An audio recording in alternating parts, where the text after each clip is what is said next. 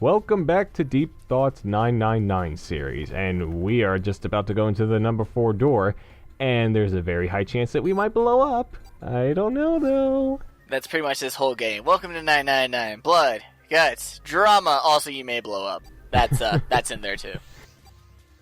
And in case you don't know about the looming doom that's upon you, here's a skull on your fancy wristwatch. It's a menacing thing, that is. Yeah. I once tried to emulate this game, and these cutscenes with the doors lag like a motherfucker. I should talk about that for a second. I think those kind of cutscenes, they're created with, I don't remember, Mobi Clip Video Codec. That's what it's called. Yeah, that, and, it appears every time you start up the game. Like after, licensed by Nintendo, Access Games, Chunsoft, then that video codec appears. And, interesting fact, the company that created that video codec is now known as, I think it's Nintendo of Europe. Well, they're connected to Nintendo somehow, but, it's, hold on, I'm gonna look it up just for a second. So the people that made the codec struck it big. Yes, they did. Here it is. Nintendo European Research and Development, or NERD. That's fucking hilarious. You come up with a codec for the DS, Nintendo hires you, and then they name you Nerd? What the fuck, Nintendo? Yeah. In addition to the cutscenes in 999, they did the cinematics for Professor Layton. Yep. That's relevant. They also did the, in cooperation with the Nintendo Software Development and Design, they did the Wii U Internet Browser, and in cooperation with Video, they did a Wii U Chat. So, yeah, they probably did strike it big. Yeah, so, hey, even though the game itself didn't sell all that much, at least the people that made it, they continued on to do a lot of stuff, because there's nothing worse than a great game that doesn't sell well, and then all the people that work so hard end up, not getting jobs for the rest of the industry. That's always a fucking tragedy to me. Yeah, and their history goes all the way back to the Game Boy Advance, and I'm trying to imagine, an FMV in a Game Boy Advance game, or, a cutscene of some sort. I mean, I'm pretty sure 2D cutscenes of that caliber could work, but, an FMV on a Game Boy Advance?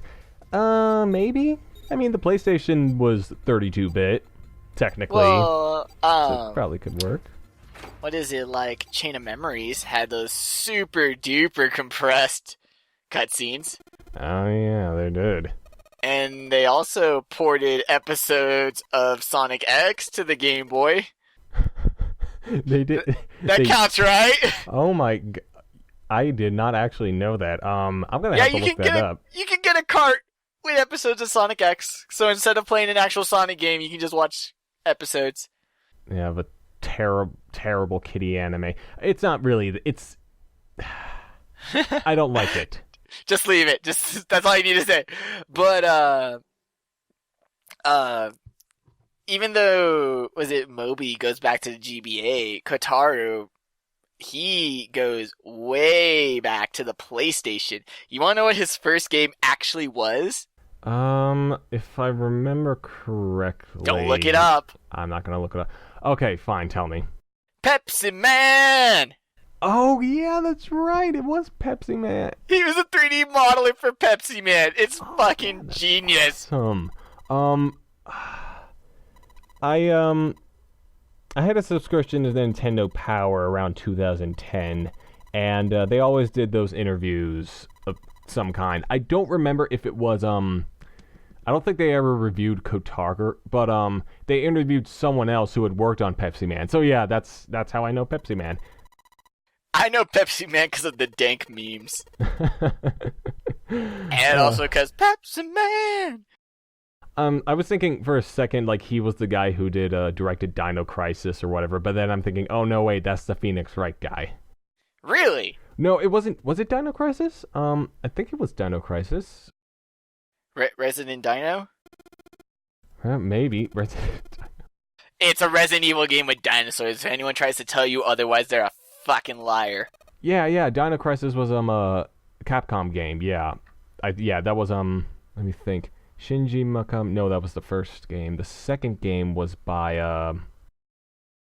yeah, Shu Takumi. He did the second Dino Crisis game. What the fuck? It's always so funny to see what people's earlier work is. Yeah, it's quite weird.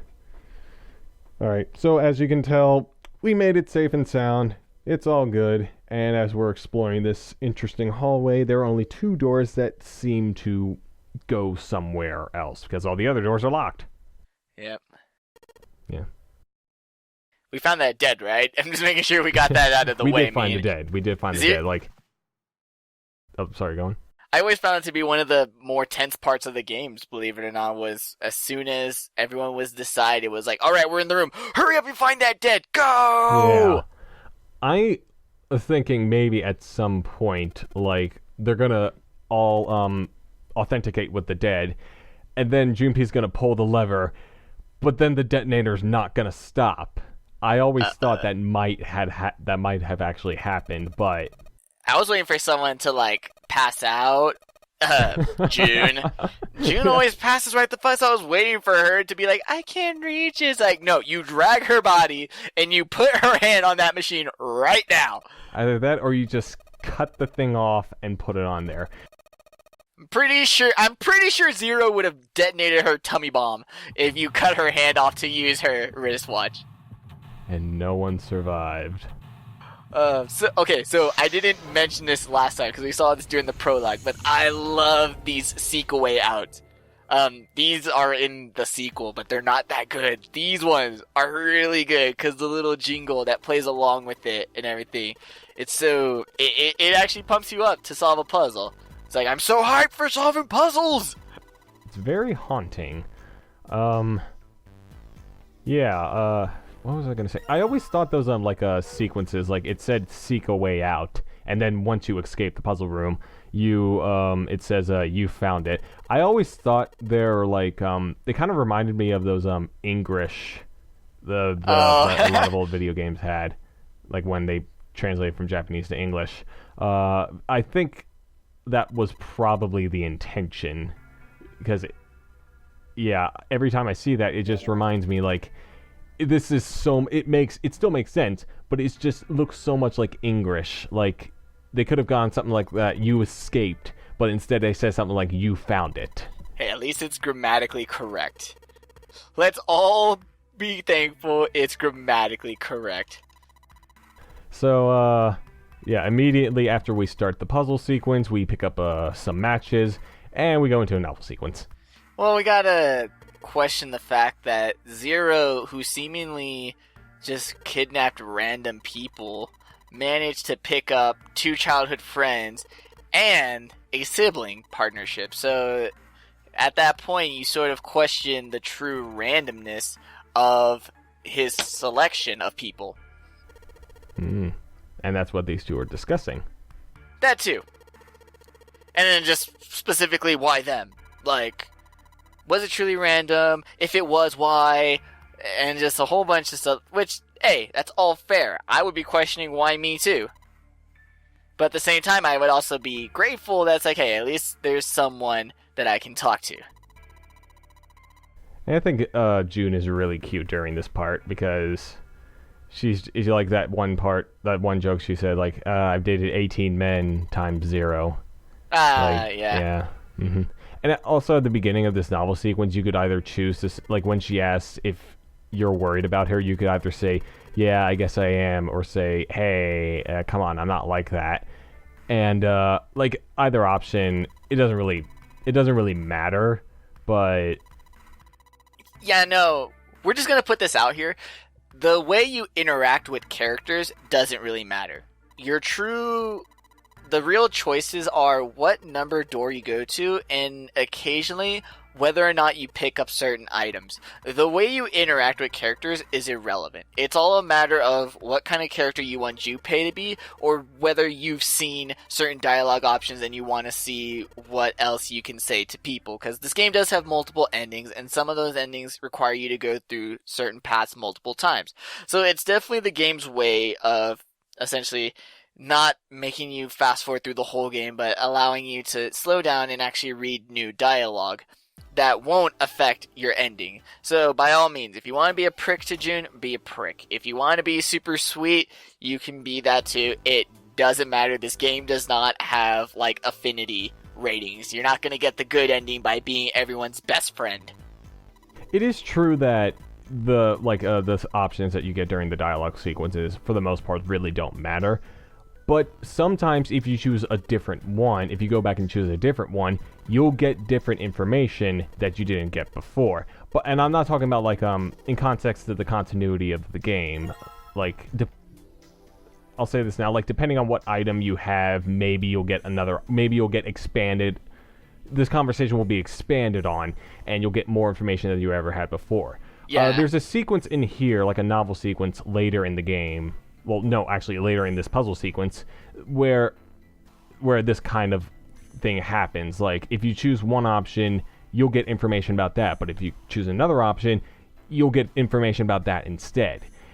Sometimes it doesn't intertwine and go back in that one direction. Sometimes it kind of splits off. Yeah, so if you want all the information within the game, like if you want to know what June's favorite flavor of ice cream is, but at the same time also want to know what day is June's birthday, you'll have to pick the multiple discussion options. So, you're going to get something new every time. You're going to get different reactions. And in a game like this, you kind of want as much of the interpersonal relationships together. Like, if you're not going to care about the characters in this game, then you're not going to really enjoy it all that much. What we just picked up is a map of, I believe it's the A deck of the ship. Is it the A deck or is it the C deck? Or something. Okay, so the ship is pretty well organized in that it just goes A, B, C, D, the lower you go down on the boat itself. The map itself, shoot. See, now you got me like trying to look it up. I'm not too familiar because I know we're on the B deck right now because all the rooms we saw had B in front of it. Well, I don't think you have to look it up because I know what it is now. This is the B, like what we just picked up is the B deck map. It shows everything that's on the B deck. Throughout the game, we'll find other maps like the C deck or the E deck. Because, yeah, there's an E deck. I'm just going to put that out there now. It's not really that important to the plot. But it's an E deck. There is an E deck. It's not really that important to the plot, but just saying that there's an E deck doesn't spoil anything. I'm just going to say that right now. Dude, I'm sure most boats have an E deck, and it's no surprise to anyone watching this playthrough. Like, we probably got some sort of shipyard expert, like, scoffing at us that... ships have at least a G deck. He's also a part-time hippie. Don't knock that guy.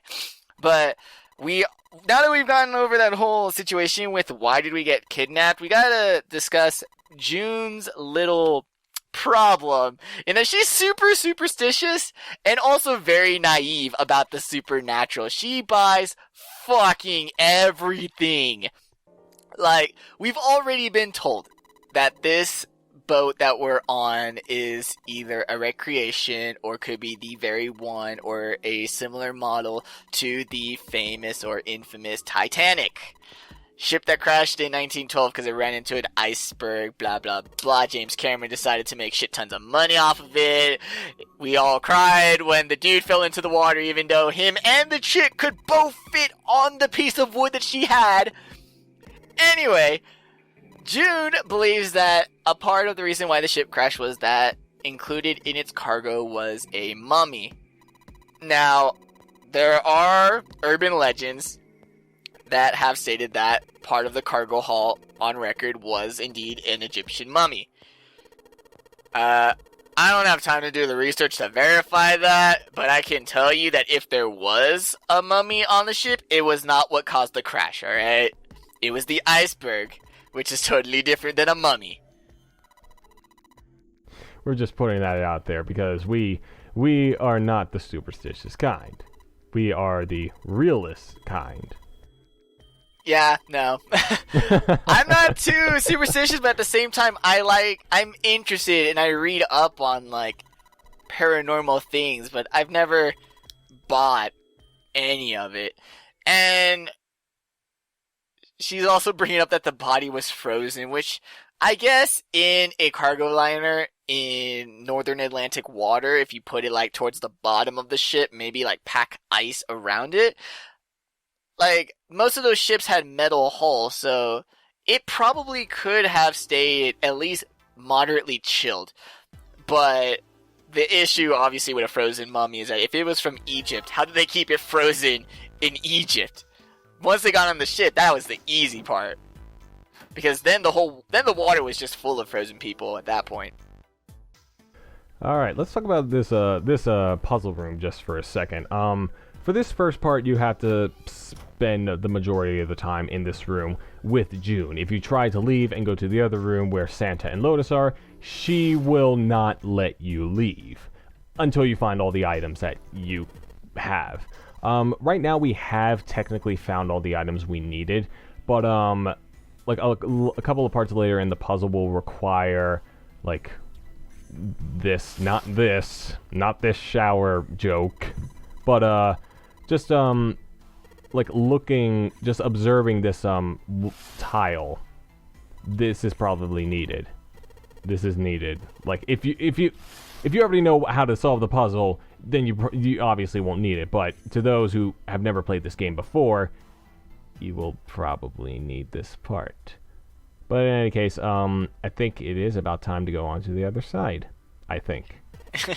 Yeah, if June's first fault is that she's superstitious, her second fault is that she can make anything Junpei says dirty. She can make any situation just dirty. She's a filthy girl with a disgusting mind. Girl needs Jesus. Fast. Y'all motherfuckers need Jesus. Nah, just June. Just June needs that Jesus. But it is really endearing. It just adds to the whole bonding with June. We have to make June insufferably adorable. I'm sorry, but that is the point. We have to make you love June, whether you want to or not. And we do love June. For the most part. For the most part. But yeah, this room definitely has some weird geography. I'm glad that they include the map so you can see just how the layout is. Because I know the first time I played it, once again, it had been a while since I had played a graphic novel. So navigating the geography like this was a bit disconcerting. Because you got little hallways. And we didn't talk about this with the last puzzle, but you can examine items. You can rotate them around full 360 in all directions. And what do you think? How did you like the ability to like completely rotate and examine all the items instead of just having like a stock photo of it? It's a very good idea, but for me it's only useful in a couple of sections of the puzzle. Like for most of the items, like you can rotate them around, and yeah, you can make the candle go upside down. Oh, the candle, the fire is upside down. That's not supposed to happen. Oh no, this wax is getting on the floor. Oh no. But other than that, there's not really much of a point to it, except like for a couple of parts, like maybe there's something on the other side of the item that you're holding that you need to see. Yeah. So you probably got to look at this. Now hold on. This thing right here. I find this hilarious. A pile of pillows. I don't get it either. I know. I don't get it what it's supposed to mean, but to me it just feels like some sort of inside joke at Axis that they just Either that or Lotus is way dirtier than June can ever hope to be. Maybe. I don't know. But yeah, like you said, the rotating does seem to be useful when it needs to be. And only when it needs to be. Like, you don't really get... Like, I think it'd be kind of neat if, like, maybe you had one of the items was a magazine or something, and then if you rotate it on the back, there'd be something there that maybe not exclusively to contribute to the puzzle, but it's like, oh, hey, look, there's a little reference back there or something. But yeah, it's only needed for when you need to actually look at the back of an item. But I kind of I'm a bit concerned about Lotus and Santa's vision in that they needed to light that candle just to see in that room when there's a light on in the room right next to it. Like, there wasn't enough light peeking in that you couldn't even see a bed? It's not like they were looking for something tiny. Well, depending on how much light was actually coming in. I mean, that room did look rather dark, even with the light, outside light coming in. Yeah, the rotating items thing, when I had first seen it, because I knew about it like before I played the game, it reminded me of the 5th episode of the first Phoenix Wright game, and technically all of Ace Attorney Investigations, because you can do that stuff in there too, and I guess Apollo Justice, because you can rotate a lot of the evidence that you get in those games and find more clues about them. Yeah, because that was the episode that was made for the DS, and then Apollo was the first game that was also made for the DS, because with these visual novel games, like I said, with the touch controls, people saw a lot of opportunity, and a lot of people saw the exact same opportunity, and all were doing the same shit. We're like, man, isn't this so cool how you can rotate items? And you're like, no, not really. It's alright, I guess. I mean, if you're not going to do anything with it, why am I supposed to be impressed? I mean, I know a lot of people get like super hyped over it, and they're like, oh my god, it's excellent world building. It's like, I guess, if you can build a whole world, but just by the fact you can spin a candlestick. So here, Santa is talking about giving us a bookmark with a Clover? 4-leaf clover. No, it's a bookmark with Santa on it. Yeah, I was gonna say it's a bookmark with a mushroom on it. Oh, Santa, I didn't know we were gonna have that kind of adventure together. You can either choose to let him give you the bookmark because apparently it freaks him out, or you can just, like, decline it. If you decline it, he's just gonna put it off on Lotus, but if you accept it, he gives it to you, and then you get this little conversation about what the clover apparently represents. And then I guess Santa's gonna let us know some of his philosophy. Even though, do we really want to accept philosophy from the dude who thinks fuck is an appropriate word to use in every sentence? Well, he doesn't use it in every sentence, but for the most part, yeah. I think he had said the first F-bomb in the entire game. And yeah, he's always been like the foul mouth. I think he says pussy later. Oh, I'm sure he does. Yeah. He never goes farther than F or S. But right now, this is one of those moments I was talking about where you're talking to a character, and it really doesn't matter which one you pick, but either option has its own information sequence about it. What I chose was the, I'm gonna say I from now on because I kept saying we, and I'm like, we're not playing this game, I'm playing this game. Wow! So, jerk! Yeah, but, the option that, I chose was, he asked us if I played, or like, hey, you play, and I chose the option like, hey, if I meant gambling. I think it was gambling. So right now on this path they're going to be talking about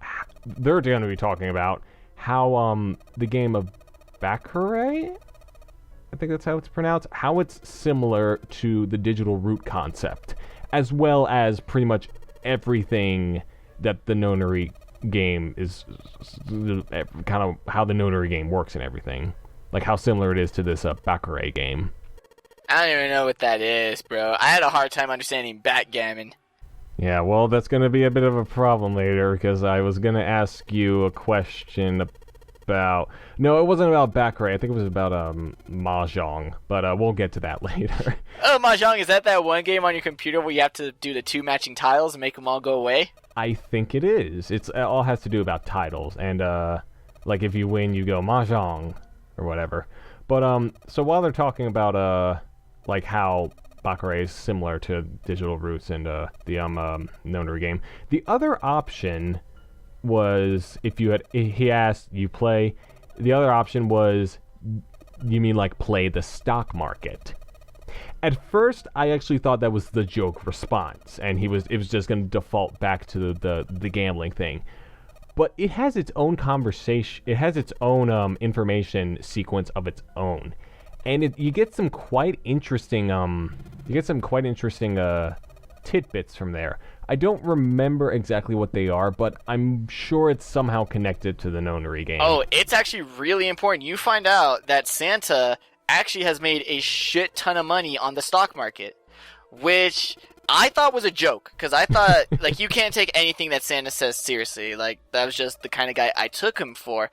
But no, that is actually really, really important that Santa has money. He has a shit ton of money, and he won it all off the stock market, so he didn't, like, inherit it or anything. That's his money. And so, I just didn't know if we were gonna go back and, like, get that one dialogue option, but yeah, Santa being loaded from stock market cash is actually really important to this game.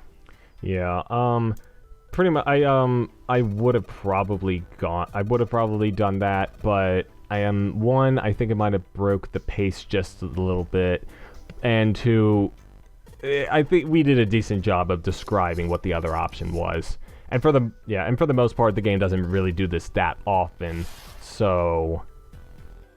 And it actually goes together with what you were saying, how certain dialogue options in this game kind of are offsetting, in that I can understand people cooperating for their own lives, but to just stand around and be like, so did you know that I make money on the stock market? Yeah, I'm kind of a big... It's like, dude, we are going to die. Shut the fuck up and help me find this key. Yeah, that's exactly what I'm talking about. All right, let's talk a little more about this puzzle room. You see that unfinished picture there? What we're doing is finding tiles that go to that picture, and this one here is the last tile. That shower curtain that we had that we used, it had a hole in it, and it pointed out to the exact tile that we were supposed to get in the other room. So now we have all three tiles, one of which we found in the desk in the other room, and the other one we found in the glass shelf in the other room, and now we're going to finish the painting. It's really Resident Evil-y, you know, you have a complete version of the picture in one room and you just gotta complete it in another room. Yeah, this was actually one of the lamer puzzles. They get a bit better, but even if this is one of the lamer ones, it's in no means bad. I mean, this is pretty okay on caliber of video game puzzles. I played this game multiple times, but I still sometimes struggle with these kinds of puzzles because, like, I tend to not memorize the solutions exactly.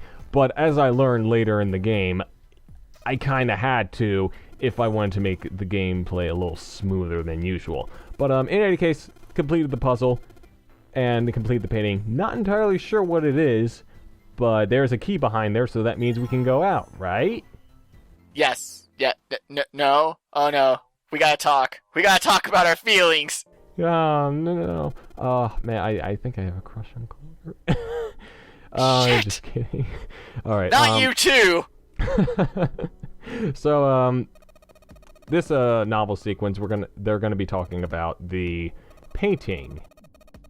Or rather, they're gonna use the painting as a stepping stone to talk about something completely unfucking related. Actually, it is completely related to this game. It's completely related to this game. We gotta talk about the morphogenetic field and morphic resonance, which are... I don't even want to use the word theory, because theories are actually backed up by evidence. This is all pretty pseudoscience-y. So, there's this biochemist. His name is Rupert Sheldrake, and he postulated that memories are inherent in nature, that part of being a species is that within you inherited the collective memories of all previous things of your kind. If this sounds like Assassin's Creed, yes, it's very similar to essentially genetic memory. It pretty much means that you and all people share some sort of collective field of connected memories and experiences, and all humans have all humans share this and all future humans will inherit this, and it's some sort of way to explain psychic connection between people. And the example they use here is a study that I have found no evidence that the study actually truly happened in Britain, where a bunch of people saw the picture and they were like, what's this picture? And like only 10% got that it was supposed to be a dog. And then they did it again later, and then 50% got it. So how the game describes it is that those 10 people... Oh, wow, way to go with that name. I was waiting for that moment. Yeah, I knew it was a dog. Like, again, played this game before. I know it's a dog, and it's always the same answer. But the Yeah, it's a little Boston Terrier. Funyarimpy is just... I always choose the Funyarimpy because it's the Funyarimpy. How can you not choose the Funyarimpy? It's the name of the dog. It means nothing, but the fact that more people were able to determine that it was a dog,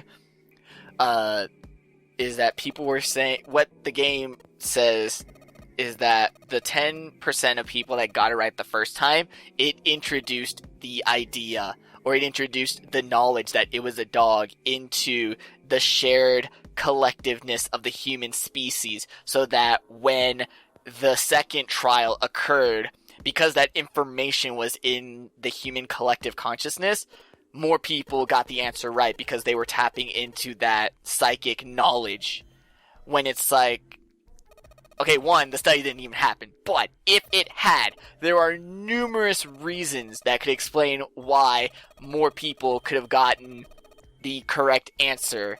And in fact, it's like, maybe you should have kept doing it a couple times to see if there was like maybe a positive correlation, but like I said, it's super pseudoscience-y, nothing backs it up, and I mean, the most you can probably back it up with is like, well, the guy who came up with it, he has a PhD in biochemistry. It's like, yeah, but science doesn't give a shit who you are. It only cares about whether the data backs it up. And that's sort of a thing with this game. We are going to be getting a lot of really interesting science, but it's going to be mostly urban legends and pseudoscience that sounds really nice on paper, but is completely bullshit. Like, I remember the first time I played it. Later on, we're going to come across something involving glycerin. I had to look it up because I had no idea, and it sounded cool. Total bullshit. 90. I'm only going to say 90 because there's some science in here that's, while not super backed up, is pretty conclusive theoretically. So, but this whole morphic resonance, teaching people to see dogs in paintings, no, not even happening. Fact as fiction, I think is what they call it. Oh no, fiction as fact. God, I got that around. Fact as fiction. Man, if fact was fiction, that... I mean, to be fair, the fact that Clover knows about this fictitious study, and she knows all the data, and she can explain this... You mean Lotus? That's really impressive. Lotus, yeah. You said Clover. Clover wouldn't be able to explain this, because Clover is trash. Clover is the worst character in the game.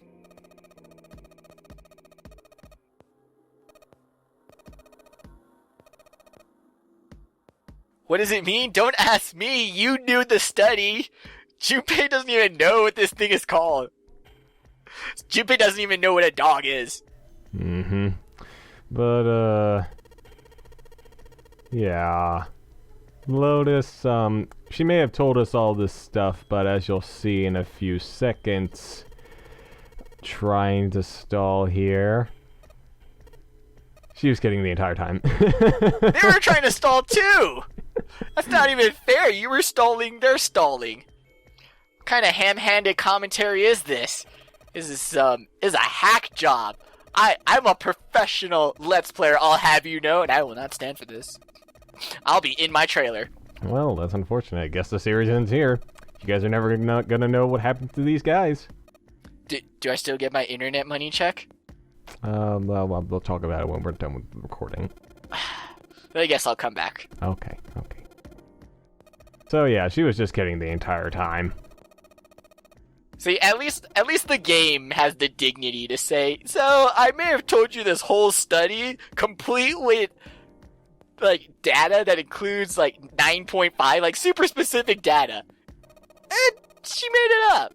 It's like, damn girl, you wanna like write for one of those rag newspapers and shit? Cause that was convincing. Well, she didn't make it up, but she doesn't believe it. As she shouldn't. So with that, we can actually escape this room.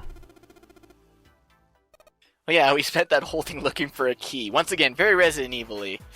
Find the keys to find the keys to find the switches to find the candle to find the freaking gems to find the key.